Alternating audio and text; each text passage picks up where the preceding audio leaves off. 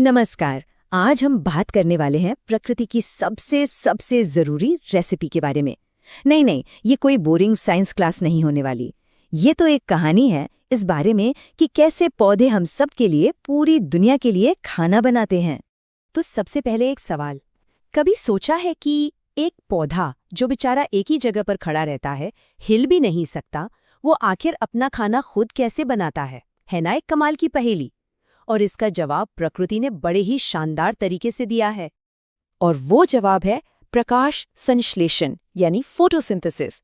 जी हाँ, यही है वो जादुई प्रक्रिया, वो एक अनोखी रेसिपी जो न सिर्फ पौधों को आत्मनिर्भर बनाती है बल्कि सच पूछिए तो पूरी पृथ्वी को जिंदगी देती है। तो ठीक है, किसी भी रेसिपी को समझने के लिए सबसे पहले क्या चाहिए? सामग्री, राइट? तो चलिए देखते हैं कि इस रेसिपी के लिए पौधे क्या क्या इकट्ठा करते हैं। तो ये हैं 3 सबसे जरूरी चीजें। सबसे पहले सूरज की रोशनी, ये समझिए किचन का चूल्हा है जो सारी एनर्जी देता है। फिर है कार्बन डाइऑक्साइड जो हवा से मिलती है, और आखिर में पानी जो मिट्टी से आता है। सिंपल है ना?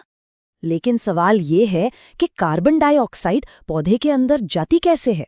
दरअसल पत्ती की सतह पर, खासकर निचली तरफ, बहुत ही छोटे छोटे छेद होते हैं जिन्हें स्टोमेटा कहते हैं। इन्हीं से पौधा हवा में से CO2 मानो सांस की तरह अंदर खींच लेता है। और पानी का सफर भी कुछ कम नहीं है।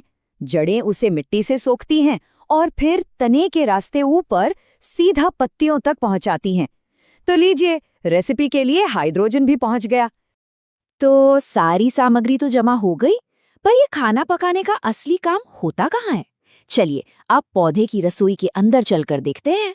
ये रसोई है पौधे की कोशिका के अंदर एक बहुत छोटा सा हिस्सा जिसे कहते हैं क्लोरोप्लास्ट।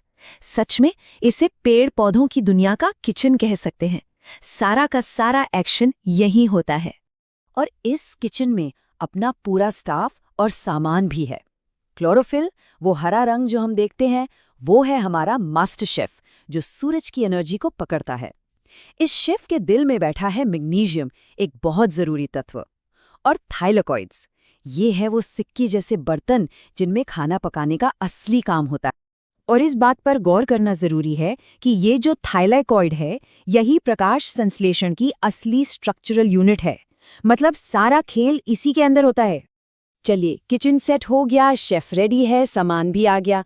अब देखते हैं कि ये रेसिपी एक्शन में कैसी दिखती है। यहाँ एक बहुत ही दिलचस्प बात पता चलती है। पौधे हर तरह की रोशनी में एक जैसा काम नहीं करते। लाल रोशनी में फोटोसिंथेसिस की रफ्तार सबसे ज्यादा होती है। यही वजह है कि कई बार गार्डनिंग करने वाले लोग पौधों की ग्रोथ बढ़ाने के लिए लाल रंग की लाइट का इस्तेमाल करते हैं। अच्छा, एक आम कंफ्यूजन है जिसे यहाँ दूर कर लेते हैं। देखिए, 2 तरह की ऑक्सीजन निकलती है। एक जो भोजन यानी ग्लूकोज में होती है, वो आती है कार्बन डाइऑक्साइड से, और दूसरी वो ऑक्सीजन जो हवा में छोड़ी जाती है, जिसे हम सांस में लेते हैं, वो असल में पानी के मॉलिक्यूल से आती है। दोनों का सोर्स अलग अलग है। तो रेसिपी तो पूरी हो गई। अब देखते हैं कि बना क्या, उसे स्टोर कैसे किया जाता है, और आखिर में बचता क्या है। ये आंकड़ा सुनकर शायद थोड़ी हैरानी हो। पौधे सूरज से मिलने वाली सारी एनर्जी का सिर्फ 1% ही भोजन में बदल पाते हैं। जी हाँ, जस्ट 1%। इससे अंदाजा लगता है कि ये प्रोसेस कितना कीमती और नाजुक है। तो सबसे पहले बनता है ग्लूकोज। ये है पौधे की इंस्टेंट एनर्जी, तुरंत इस्तेमाल के लिए। लेकिन जब ये ज्यादा बन जाता है तो पौधा इसे स्टार्च में बदलकर स्टोर कर लेता है, ठीक वैसे ही जैसे हम बचा हुआ खाना बाद के लिए रख देते हैं। और इस पूरी रेसिपी का जो वेस्ट प्रोडक्ट है, वो है ऑक्सीजन। सोचिए, जो चीज़ पौधे के लिए एक तरह से बची खुची है, वही हम सब के लिए और धरती के ज्यादातर जीवों के लिए जिंदगी की सांस है। तो अब तक हमने पौधे के अंदर की कहानी देखी। चलिए अब थोड़ा जूम आउट करते हैं और देखते हैं कि इस छोटी सी प्रक्रिया का हमारी पूरी दुनिया पर कितना बड़ा असर है। तो आखिर ये इतना जरूरी क्यों है? क्योंकि यही लगभग हर फूड चेन की बुनियाद है। पौधे और एल्गी ही धरती के मेन प्रोड्यूसर्स हैं। यही वो प्रक्रिया है जो हमें सांस लेने के लिए ऑक्सीजन देती है और हवा से CO2 खींचकर क्लाइमेट को रेगुलेट करने में भी मदद करती है। इसके बिना इस ग्रह पर जीवन की कल्पना भी नहीं की जा सकती। तो आखिर में एक सवाल के साथ इस चर्चा को खत्म करते हैं।